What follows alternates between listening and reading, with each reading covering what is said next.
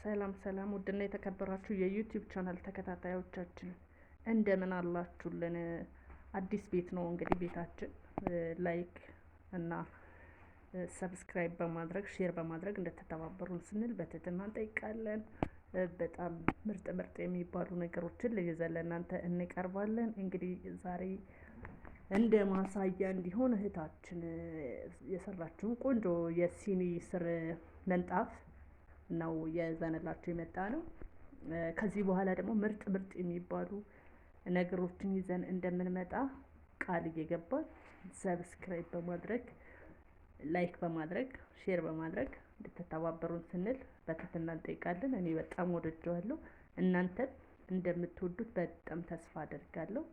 ቀለል አድርጋችሁ እንደዚህ እንግዲህ በቤታችሁ ሰርታችሁ መጠቀም ትችላላችሁ። እናመሰግናለን።